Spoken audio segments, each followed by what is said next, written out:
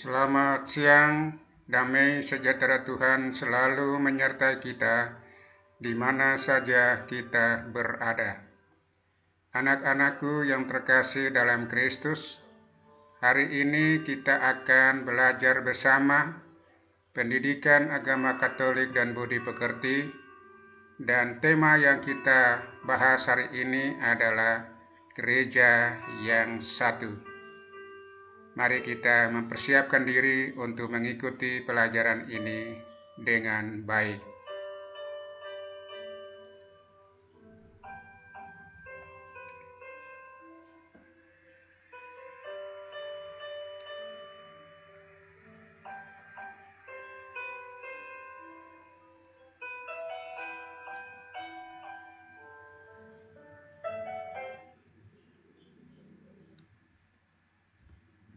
Tujuan yang ingin dicapai dalam pembelajaran daring ini,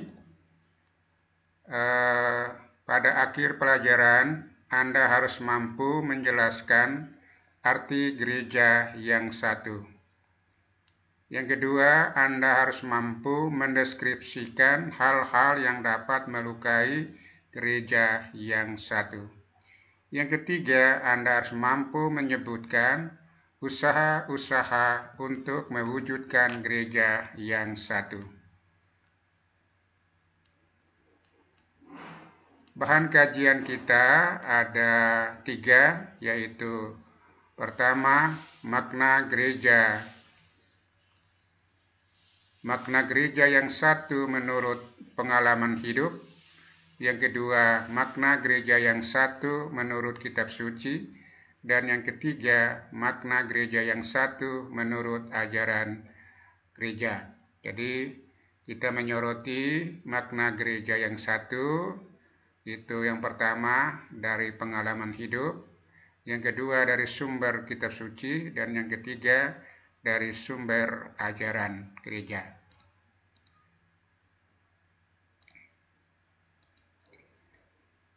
Kita mulai kegiatan kita ini, mari kita mempersiapkan hati untuk membuka pelajaran kita ini dengan doa. Dalam nama Bapa dan Putra dan Roh Kudus. Amin. Ya Allah, pokok keselamatan kami, gerejamu telah menjadi tanda keselamatan bagi banyak jiwa di bumi. Kehadiran gereja yang bersifat satu, kudus, katolik, dan apostolik, sebagaimana iman para rasul yang telah kami imani sampai saat ini, kini telah menyatukan kami dan menjadi tanda kehadiran-Mu yang menguduskan kami semua. Kami mohon kepadamu ya Bapa, hadirlah dalam pertemuan ini, dalam pelajaran agama ini, agar kami semakin mengenal, semakin memahami dari istimewa gereja yang satu, serta selanjutnya kami dapat mengamalkan kehendak-Mu sebagai anggota gereja. Demi Yesus Kristus Tuhan dan pengantara kami, kini dan selama-lamanya. Amin. Dalam nama Bapa dan Putra dan Roh Kudus. Amin. Sekarang kita akan menggali pengalaman hidup umat Katolik berkaitan dengan segi kesatuan gereja. Di sini kita tampilkan pengalaman kaum muda sedunia, ya ini pengalaman kaum muda itu yang mengikuti Hari Kaum Muda Sedunia, itu kaum muda Katolik sedunia itu bertemu di Brasil. Itu pertemuan kaum muda sedunia di Brasil. Mari kita baca pelan-pelan, ya kita baca pelan-pelan.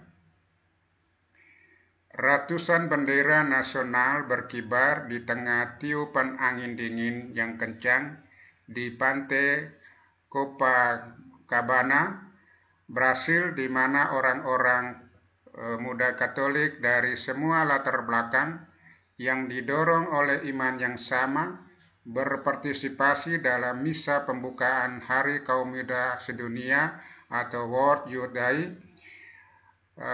pada hari Rabu tanggal 24 Juli 2013.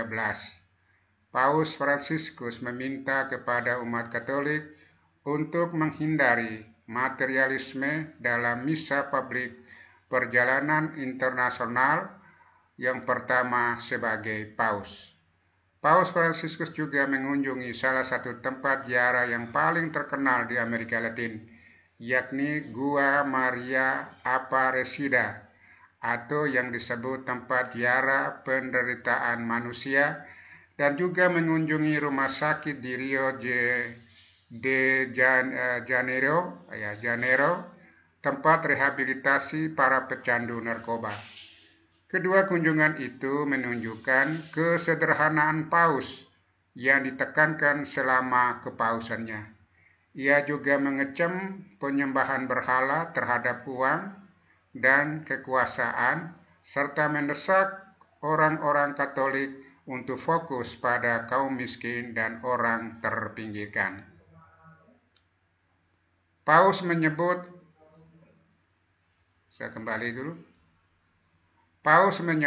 orang-orang muda sebagai mesin yang dapat memperkuat gereja Katolik dan membantu membangun sebuah masyarakat yang lebih baik. Terkait misa pembukaan, para peserta World Youth Day merasa senang dengan acara tersebut dan menyebutkan sebagai acara yang luar biasa karena menyatukan mereka dari berbagai latar belakang. Kami datang dari budaya berbeda, berbicara bahasa berbeda, tetapi kami menyanyikan lagu-lagu yang sama dan memiliki iman yang sama. Ini pengakuan seorang peserta namanya Nancy Isa, itu dari Ramallah atau tepi barat.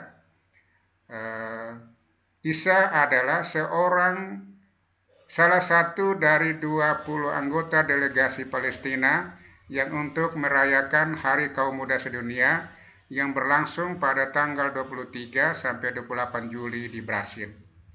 Uskup Agung Orani Joao Tempesta dari Rio Janeiro secara resmi membuka Hari Kaum Muda Sedunia dengan misa. Pada awal sambutannya, Uskup Agung Tempesta ingat Paus Emeritus Benediktus yang ke-16 yang memperkasai dan memilih kota itu menjadi tuan rumah Hari Kaum Muda Sedunia tahun 2013.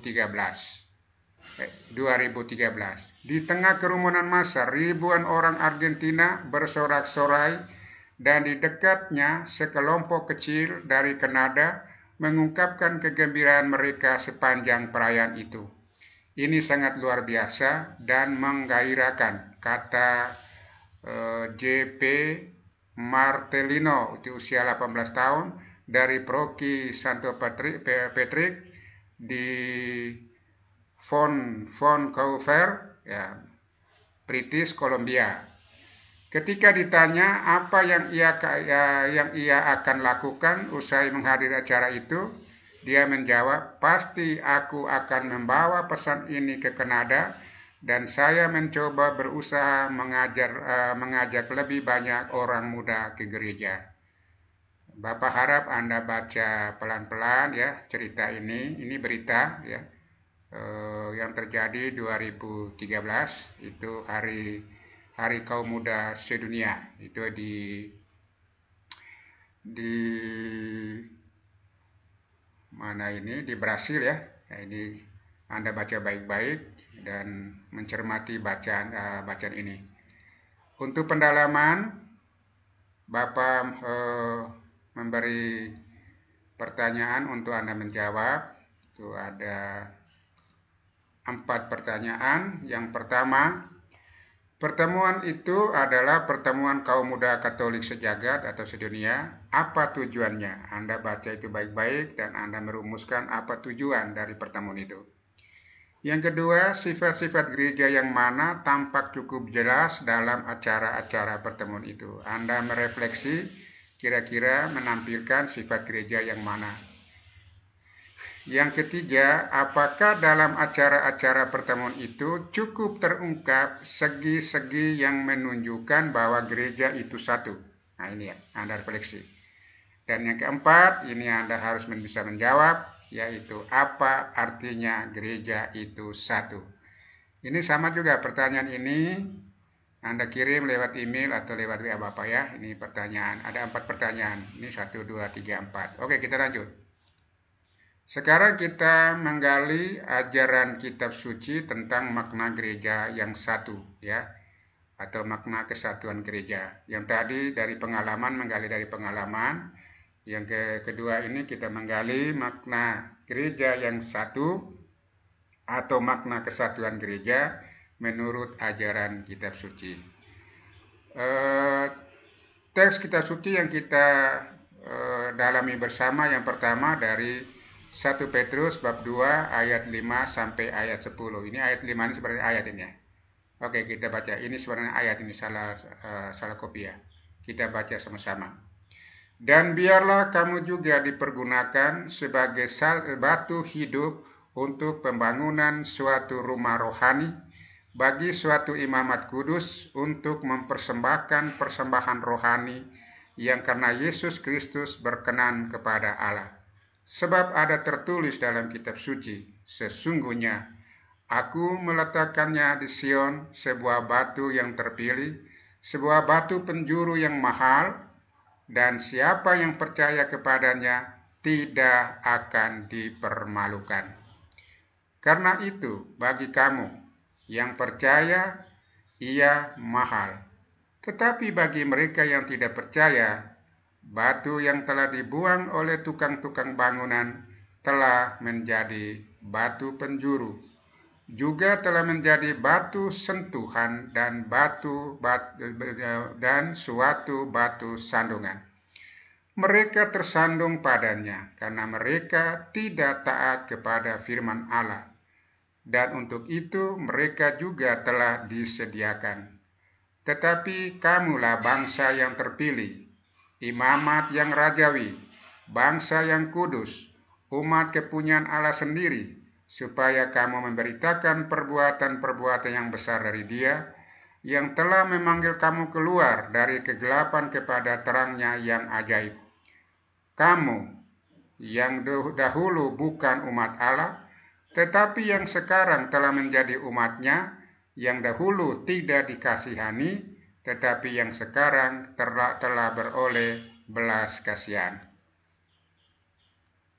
Yang kedua, surat pertama Rasul Paulus kepada jemaat di Korintus bab 2 ayat 12.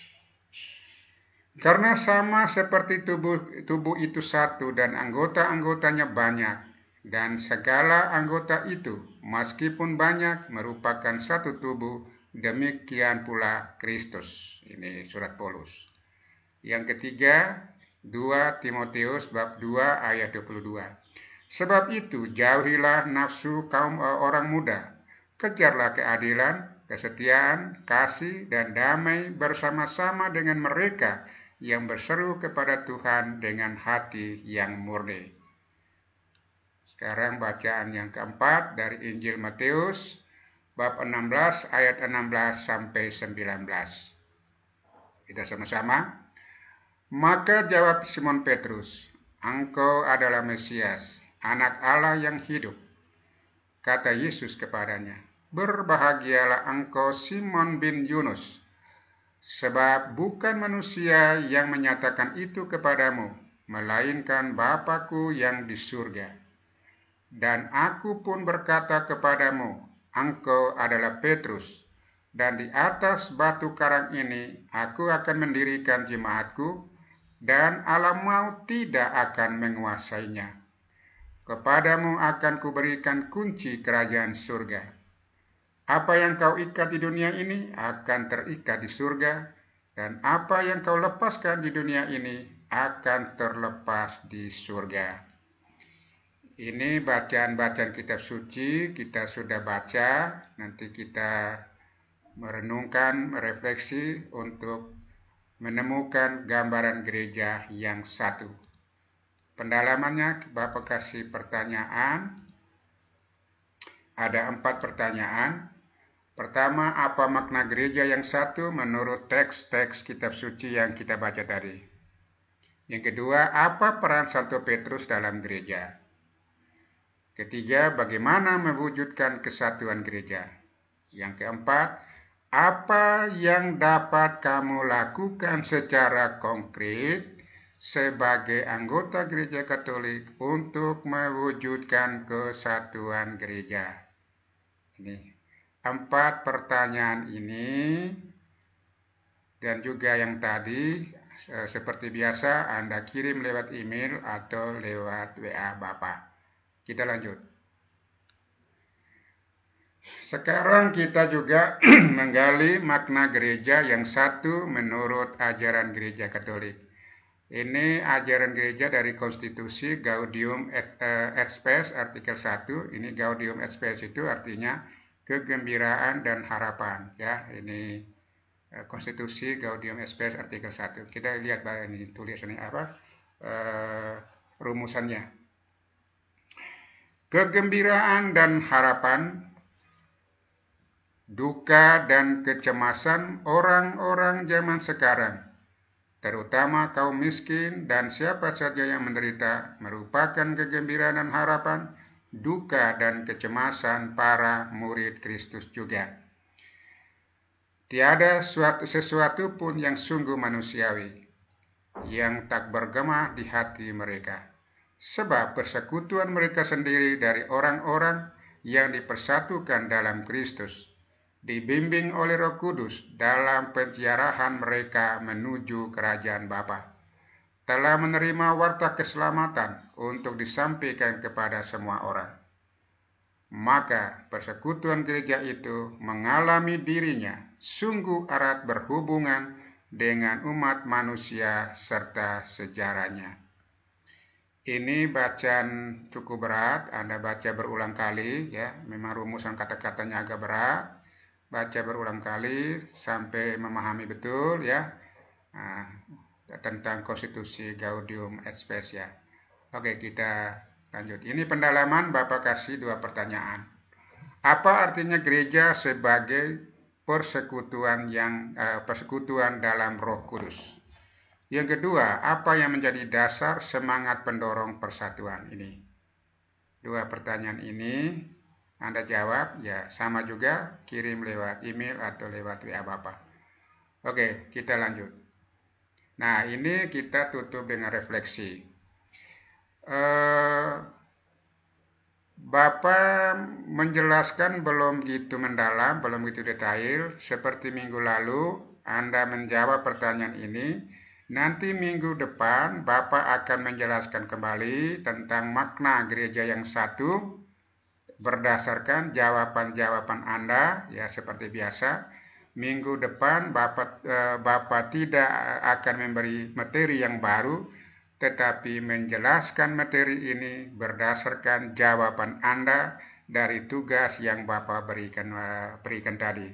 Seperti minggu lalu, Bapak kasih materi tentang persekutuan gereja yang terbuka, lalu Bapak beri pertanyaan, Anda menjawab, Anda kirim lewat email Bapak. Berdasarkan jawaban-jawaban Anda itu, Bapak jelaskan kembali mana yang kurang Bapak lengkapi, mana yang belum Anda pahami, Bapak jelaskan kembali tentang materi yang sama. Saya kira seperti itu, Anda belajar mandiri untuk mencari dan menemukan. Ya, Anda bisa mencari di sumber-sumber atau bisa baca berulang kali, mendengar berulang kali di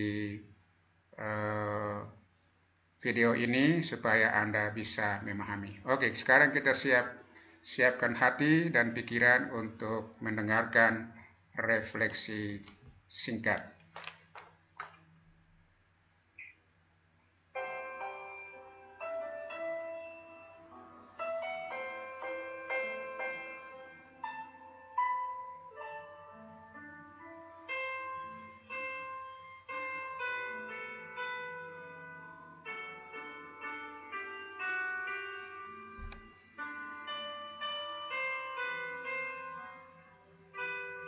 Anak-anakku yang terkasih di dalam Yesus Kristus, Untuk refleksi, Bapak mengajukan beberapa pertanyaan berikut ini.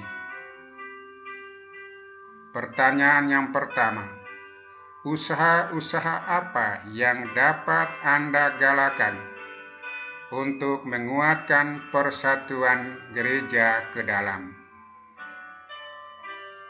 Bapak ulangi lagi, usaha-usaha apa yang dapat Anda galakan untuk menguatkan persatuan gereja ke dalam? Maksudnya di lingkungan gereja sendiri. Yang kedua, usaha-usaha apa yang dapat Anda galakan untuk menguatkan persatuan antar gereja?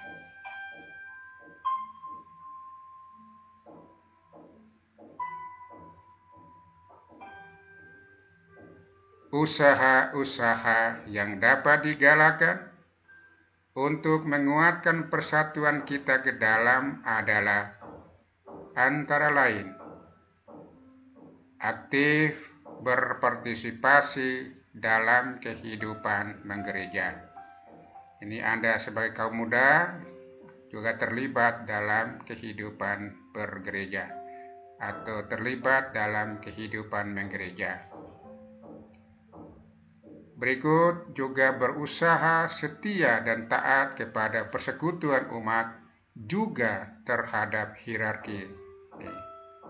Bapak ulangi lagi, usaha yang Anda dapat galakan untuk menguatkan persatuan gereja ke dalam adalah aktif berpartisipasi dalam kehidupan menggereja atau kehidupan bergereja. Berusaha setia dan taat kepada persekutuan umat termasuk hierarki gereja atau pimpinan gereja. Lalu usaha-usaha yang dapat digalakan untuk menguatkan persatuan antar gereja adalah lebih bersifat jujur dan terbuka kepada satu sama lain, lebih melihat kesamaan daripada perbedaan, mengadakan berbagai kegiatan sosial dan peribadatan bersama.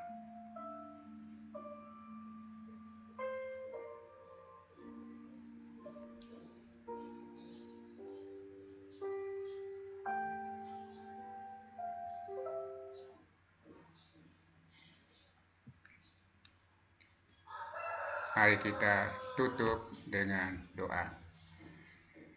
Kita siapkan hati dan pikiran untuk tutup pertemuan kita ini dengan doa. Dalam nama Bapa dan Putra dan Roh Kudus. Amin. Terima kasih ya Tuhan Yesus, Juru Selamat kami atas pertemuan ini yang telah mengingatkan kami akan sifat-sifat gereja-Mu yang satu, kudus, katolik, dan apostolik sebagaimana iman para rasul. Kami mohon ya Tuhan, tambahkanlah kepada kami iman, agar kami semakin mampu untuk bersatu mempersiapkan masa depan kami dalam iman akan Yesus Kristus Sang Putra yang telah mendirikan gereja bagi kami. Engkau yang hidup dan berkuasa kini dan sepanjang masa. Amin. Dalam nama Bapa dan Putra dan Roh Kudus. Amin. Anak-anakku yang terkasih, pertemuan kita hari ini sudah selesai. Damai sejahtera Tuhan selalu menyertai Anda. Tuhan memberkati.